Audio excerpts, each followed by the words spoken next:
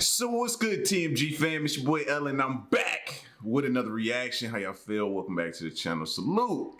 So check this out, right, y'all? We don't even be knowing how close we be to the end of the world. We don't even be knowing. We just be in our own little world, chilling, doing what we doing. You know what I mean? Probably in the kitchen chefing something up, but we just be in our own world. And here we have a video that's about to show us experiments that could have ended the world. We didn't even know these experiments was taking place. Did you know? I didn't know. Had no clue these was going on. You know what I mean? Do we have an idea that they're always trying to, you know what I mean, test some theories out or experiment on stuff or come up with something and some, yeah, but you don't be thinking about that throughout your, did you wake up today and was like, I wonder what experiments they working on today? No. But it's gonna be interesting to hear this video, so I'm hyped for it. If you're new, hit that subscribe button. Let's check it out. Scientists are constantly trying to understand more about our world by conducting all manner of experiments. But in the past, they've toyed with incredibly dangerous things they didn't entirely understand, that some predicted would have apocalyptic results. From nuclear tests setting our entire atmosphere on fire to man-made black holes that might tear the world apart. Well, it's time to grab your lab coats and science goggles as we take a look at some scary scientific experiments that could have ended the world. Really? Like, and this ain't no minor stuff. This is major. Digging deep. First up, we're traveling over to Russia and back to the 1970s. This was a time when the USSR was warring with the USA, and both nations were trying to prove which of them was the superior superpower. Both were planning separate efforts to drill as far into the Earth's crust as possible to see what lay beneath. But while American efforts were crippled in 1966 due to lack of funding, the Soviets plowed on, or more accurately, down. From 1970 to 1994, the Soviets' drill on the Kola Peninsula slowly dug the deepest hole in the world. The attempt consisted of several super deep holes branching off one main column. The deepest, called SG-3, was just 9 inches wide and eventually cut a staggering 7.6 miles into the Earth. For contrast, this hole is 4,000 feet deeper than the Mariana Trench, aka the deepest place on Earth. While geologists and dirt nerds got very excited, more religious citizens were terrified. They believed the hole would reach into hell, releasing an army of demons, or maybe even the devil himself. While they all prayed for protection from the super small demons that could fit through that 9-inch gap, others feared more logical consequences. Some scientists believed that intense drilling at those depths would dislodge so much rock so quickly that it would trigger some unknown seismic forces nobody could control. Now that's what I'm thinking. Maybe you hit some fault line, or maybe you cause some kind of rift and it creates a catastrophic earthquake, which creates a tsunami or something like that. Like, I hope they took into account where they drilled and where people were, and I hope it wasn't no people close by, bro, because if they willing to do that and not care about the people, like, that's just foul. But it turns out there was nothing to worry about. After reaching the 7.6 mile mark, efforts stalled because of the unexpected 356-degree Fahrenheit heat, which was far hotter than scientists predicted it would be. For comparison, if the world was an apple, the Kola super deep borehole wouldn't have even pierced the skin. In 1995, due to lack of funds, the project was mothballed and the well to hell was sealed up. Looks like the devil's arrival will be delayed indefinitely. Weaponized plagues. In 1989, towards the end of the Cold War, a Soviet director named Vladimir Pasechnik contacted the British embassy and, surprisingly, offered to defect. Assuming he'd be a valuable source of information, the British took him in, but what he eventually revealed terrified them. Vladimir had been the director of the Institute of Ultra-Pure Biological Preparations in Leningrad. It was here he learned that the Soviets were developing weapons that used deadly pathogens, microorganisms that cause viruses and diseases. These bioweapons were being made in a network of secret laboratories and chemical plants across the Soviet Union, which the Western Allies knew almost nothing about. With all these resources, they were trying to create new antibiotic and vaccine-resistant strains of highly contagious diseases and viruses that would leave sufferers defenseless. The pathogen Vladimir knew most about was Yersinia pestis, the bacteria responsible for the bubonic plague. Back in the 14th century, it's estimated that a staggering 60% of the European population was wiped out by this plague.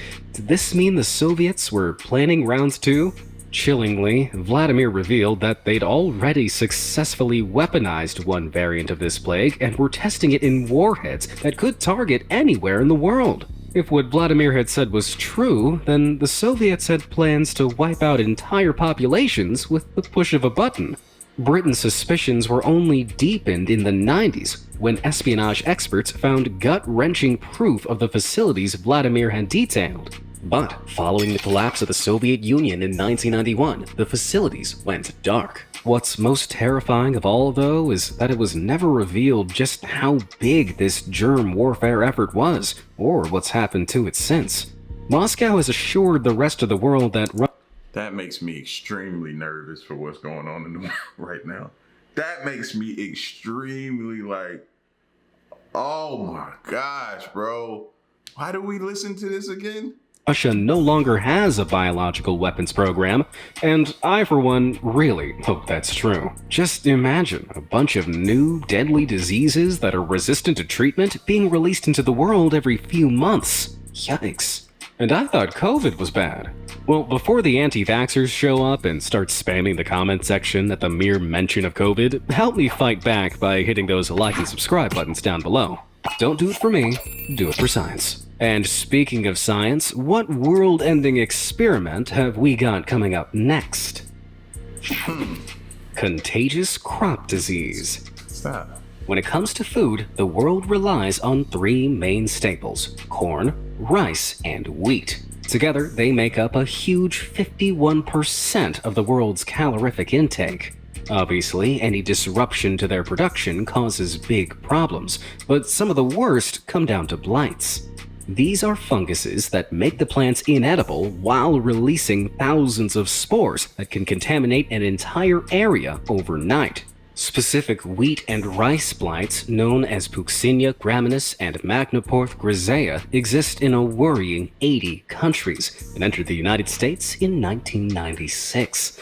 While many farmers saw this as a curse, the US decided to use it to their advantage. Like the Soviets, America once had a biological weapons program, but while the USSR was focusing on pathogens that hurt people, documents reveal that America was investigating how it could weaponize these crop diseases. If a super contagious, fast-spreading variant could be developed and distributed by sprays or bombs, they could devastate an entire country's food supply. The only issue with this, aside from being barbaric, is that it probably wouldn't stay contained to one target country.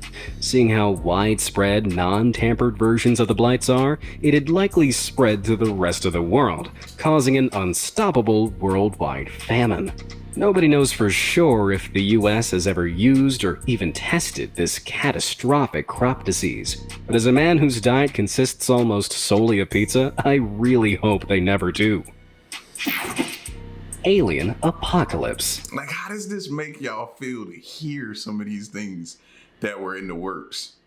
How does that make you feel? That you were sitting home tending to whatever it was you were tending to, and this was going on in the background and you didn't know it.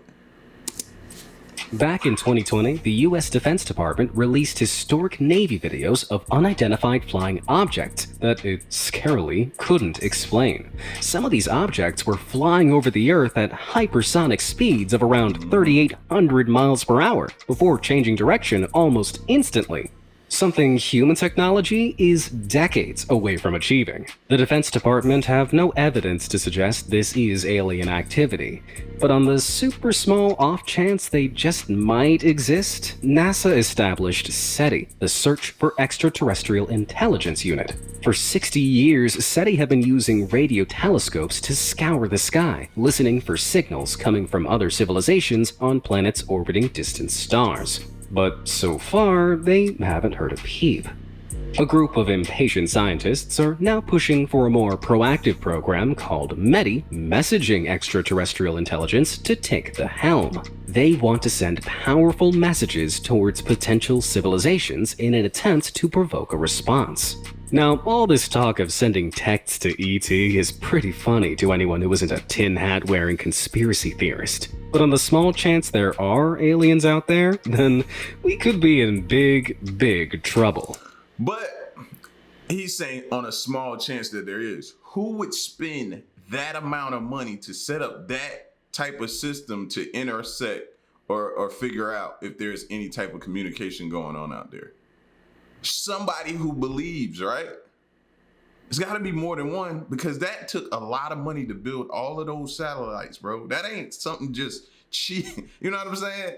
No, that cost a big chunk of money. So somewhere, someone powerful enough to command that kind of money and have it, directed towards his studies, somewhere that person, amongst others, believe that there are other life forms out there. So no, that's not for us who have been looking at different things. That's for those continued skeptics and haters out there. What do you think about seeing that? As it stands, there's absolutely no regulation of off-world messaging. This means anyone with access to powerful transmitting tech can say anything they want to the stars above.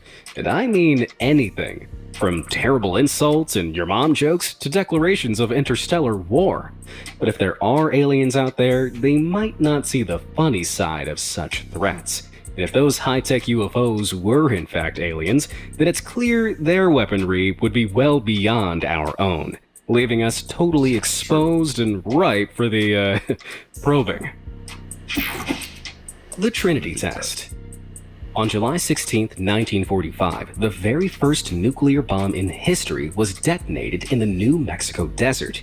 This was the Trinity Test, a combined effort by American and British scientists to create a weapon of mass destruction so devastating it would deter all current and future enemies.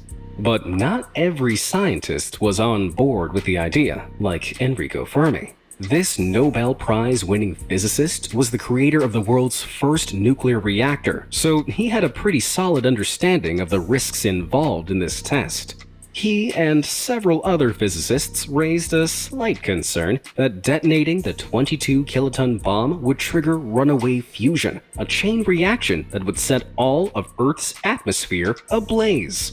In short, there was a chance that this test would destroy all life on Earth. Fortunately, the hypothesis was completely wrong, and the Trinity test went off without a hitch. But when a Nobel Prize-winning physicist tells you your experiment might destroy the world and you go ahead with— That's what I was about to say, and you still went through it anyway, just total disregard for the rest of us, right? Total disregard. A Nobel Peace Prize, hey man, potentially this could have catastrophic effects. You think so? I'm telling you, man, I'm a Nobel Peace Prize winner. I'm gonna go through with it anyway. You don't know. Wait, what? That anyway, that's one hell of a gamble. Even though we didn't go out in a radioactive blaze, humanity still didn't understand just how destructive or dangerous nuclear weaponry really was. More than a decade later, nuclear tests were casually being conducted by armies around the world, but their men on the ground weren't given any kind of protection. Scientists continue to test the limits of their new nuclear toys by detonating them in all manner of scenarios, like here during 1952's Operation Tumble Snapper. The nuke was suspended 300 feet from the ground on a series of cables and detonated. As the plasma ball expanded, the radiating energy superheated and vaporized the cables just ahead of the fireball, giving it those strange-looking spikes at the bottom. Since then, humanity has built more than 13,500 nuclear weapons, though scientists believe it would only require 100 to completely destroy a single society. Jeez! All those tests might have proven that humanity's smart, but it looks like we just never learn. Man-made black holes. In New York back in 1999, the opening of the brand new Relativistic Heavy Ion Collider, or RHIC for short, had the whole world holding its breath. This collider was designed to accelerate a beam of charged particles, the building blocks of all matter on Earth, close to the speed of light, which is around 186,000 miles per second, before smashing them together in a controlled environment. These collisions would create miniature fireballs of super dense matter, with temperatures of up to 4 trillion degrees, conditions similar to that of the Big Bang. Obviously, scientists were keen to get this thing going, but then a disturbing revelation took headlines by storm. There was a chance that these collisions could reach such a high density that they would create miniature black holes. In the realm of astrophysics, black holes generate intense gravitational fields that suck in all surrounding matter. Even a black hole the size of an atom would have the mass of Mount Everest, and anything larger than that would be more than capable of tearing up the Earth and consuming it from the inside out. The risk, however, was small. So small that less than 10 years later, another even larger collider was built, aptly called the Large Hadron Collider in Geneva, Switzerland. At 16.6 miles in circumference, particles would make more than 11,000 laps of the circuit in a fraction of the time it takes to blink before being smashed together. And this came with even more potential dangers. One theory argued that quarks, a kind of elementary particle, would be triggered by the collision to rearrange and shrink themselves into dense objects called strangelets. By contagion, it would affect everything around them, transforming the Earth into a hyperdense sphere just 330 feet across. That's smaller than a football pitch. Well, last I checked, we're all still alive. But if Geneva or New York disappears in the near future and begins sucking in all nearby countries, we know why. Project SEAL. New Zealand is known more for its peace-loving hobbits than it is for weapon innovation. But in 1944, during World War II, this island nation collaborated with the US to create artificial tsunamis, known as Project SEAL. Now, New Zealand is no stranger to tsunamis, which are long, high sea waves caused by underwater earthquakes. These massive waves can reach 100 feet high and sweep 10 miles inland, devastating everything in their wake. If they could be artificially created, though, their wielders would be able to strategically wipe out enemy ports, naval bases, and even entire cities. But how do you create a wall of water even a fraction of that size without an earthquake? The answer was trinitrotoluene, more commonly known as the highly explosive chemical TNT. From the seabed to the surface, scientists set off around 3,700 explosions across the South Pacific Ocean. Using different amounts of TNT, ranging from a few grams to more than 660 pounds, they experimented with the size of the waves they could create. Eventually, they determined that by detonating a 5-mile line of about 10 bombs made up of a gargantuan 2,200 tons of TNT, they could create a terrifying man-made tidal wave 40 feet high. The only problem was that the placement of the charges was critical. Even a slight deviation would rob the wave of its momentum. But 6 months later, as the Western Allies closed in on the end of the war, Project SEAL was closed down. Its potential was— Thank you. Sheesh. I don't know should I have watched this video, bro. I just wanted to stay in my bubble. I should have stayed there. It's like now I just keep getting unhooked out the Matrix. was never fully realized, which is a good thing, considering that if it ever went mainstream, shorelines would no longer be safe for humans. And any power-mad idiot with an explosive device big enough could try to flood the world, causing widespread chaos and death.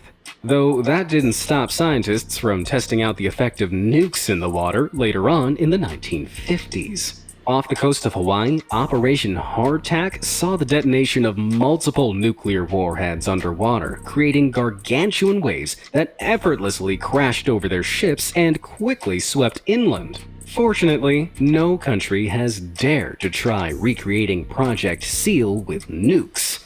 Yet. Project Volcano.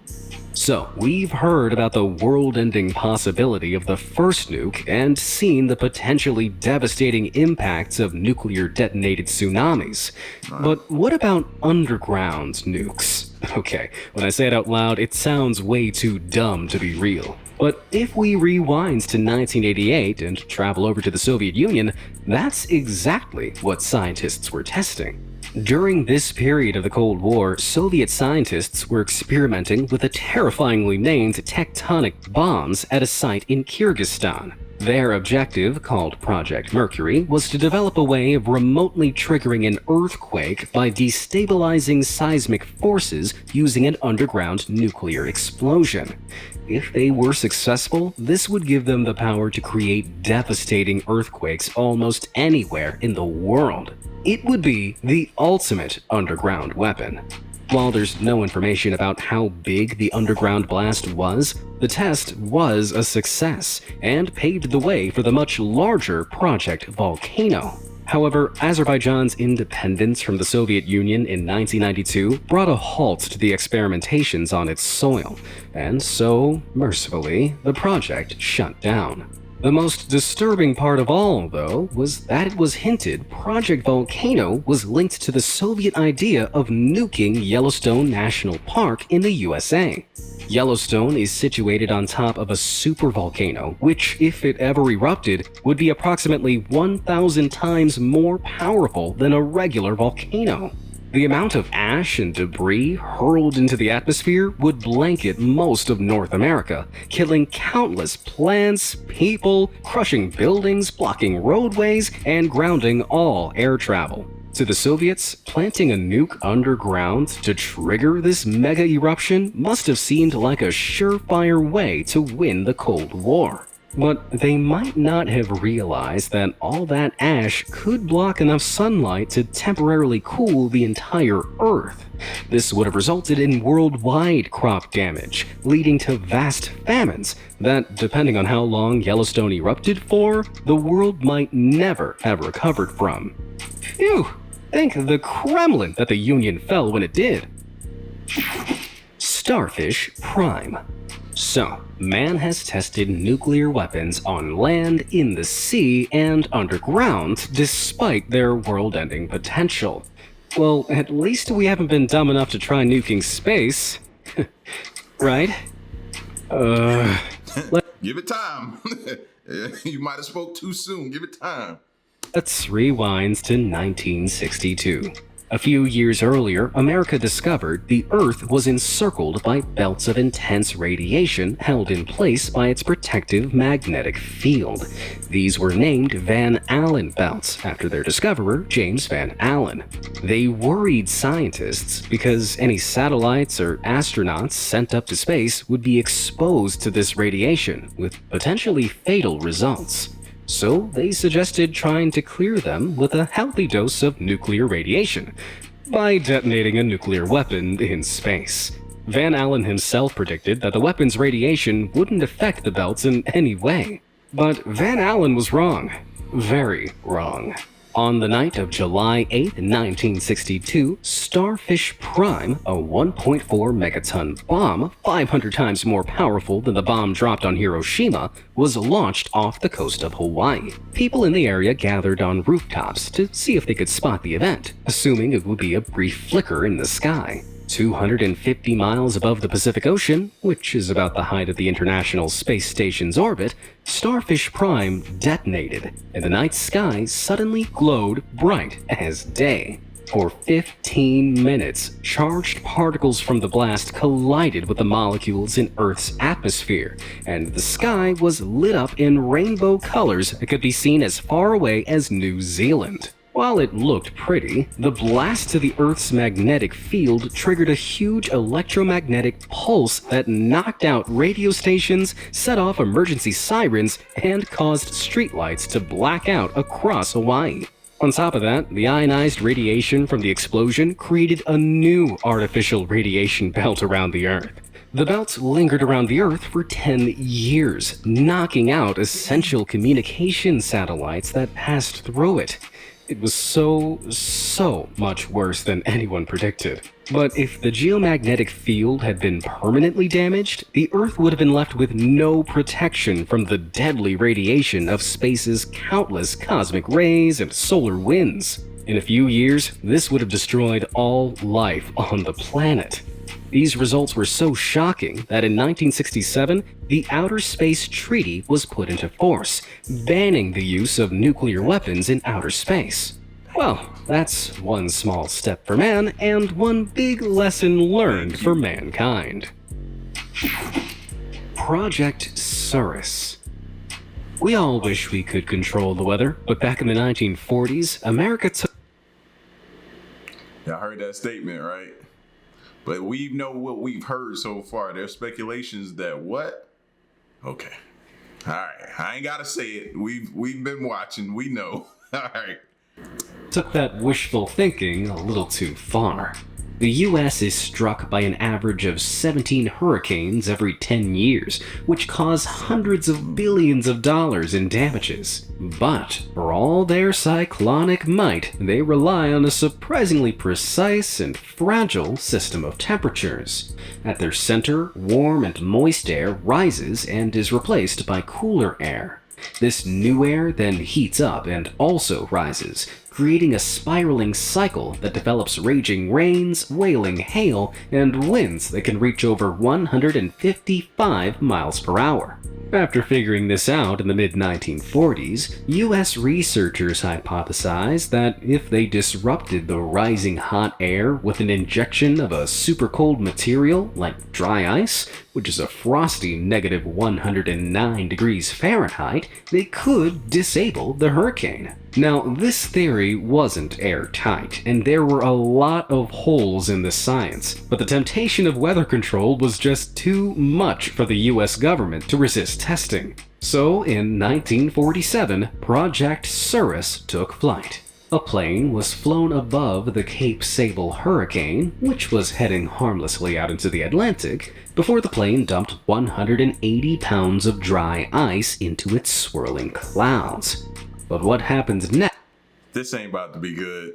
You can tell. Next was a worst-case scenario. Instead of dissipating like the scientists predicted, the storm suddenly changed direction, making landfall in Savannah, Georgia, and causing a colossal $2 million worth of damage. That's a little over $24 million today. Messing with incredibly complex weather patterns that they didn't entirely understand had obviously been a very bad idea. What if they'd used more ice and accidentally created a huge, unstoppable, super powerful cyclone instead? Who knows where the destruction would have ended? Understandably embarrassed, the government denied the storm was ever tampered with, though the truth eventually came out 12 years later, followed by several lawsuits. But it turns out it was all for nothing. Meteorologists pointed out that many other historic hurricanes had also suddenly swerved at the last minute naturally without any dry ice. So the Americans hadn't nearly brought about a weather disaster. Still, messing with major powers they didn't understand was a huge risk that could have blown us all away. Literally. True. Operation Big Buzz. America's pretty proud of the weapon advancements they've made over the last 100 years, although there's one that they'd prefer the public didn't know about. In the 1950s, the U.S. Army Chemical Corps decided to secretly test the effectiveness of using animals as weapons. But we're not talking about attack dogs or cats with guns strapped to their paws here. Think smaller, mosquito-sized to be exact. Yup, the USA took the most annoying animal on Earth and attempted to turn Definitely the most annoying, aggravating. You even hate if you go to a cookout and they like, yo, the mosquitoes is here. It just ruins your whole experience. You ready to leave? Like, I hate mosquitoes. turn them into a weapon. Mosquitoes are able to carry diseases that don't affect them but do affect the humans they bite, like yellow fever. This hemorrhagic disease can kill sufferers in around 10 days and is a serious epidemic in some parts of Africa where mosquitoes naturally thrive. So, if the Chemical Corps could figure out how effective dumping swarms of infected mosquitoes would be on a populated area, they'd be able to harness this horrifying power and use it against their enemies. But how did they know this kind of entomological warfare would work? The horrendous answer was by testing it on civilians.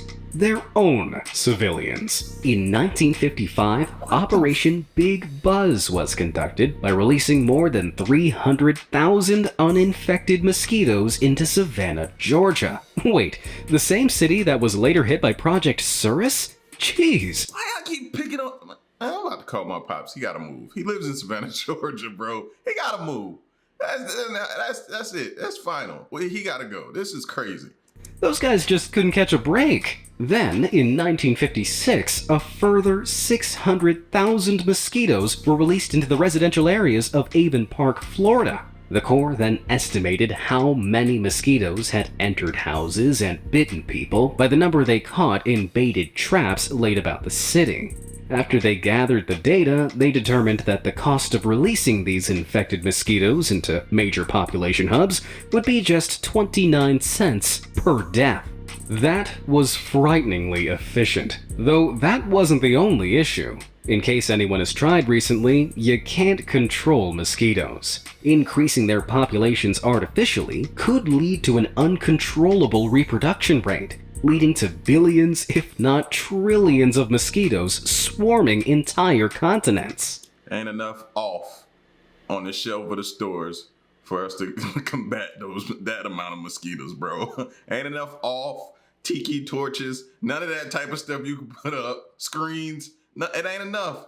According to official records, the infected Moz bombs were never detonated, and in 1972, it became illegal to use such weapons. Whether that's enough to stop any country from using this tactic in the future, though, is anyone's guess. Best add mosquito nets and bug spray to your doomsday prep list.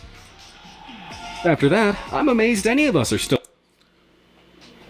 Do y'all see what could have potentially happened to us throughout this video, bro? It's scary. And we were just moseying along throughout our little day in our little bubble, going to Starbucks, getting our little lattes and just keep going and like nothing's going. And all this was playing out behind the scenes or being thought of or being tested. That's scary right there, bro. That's scary. Y'all get at me in the comment section, man. Let me know if you're somebody like myself who was just introduced to all this type of stuff. Let me know what you think, all right? And stick around and stay tuned. Till next one, I'm gone. Peace.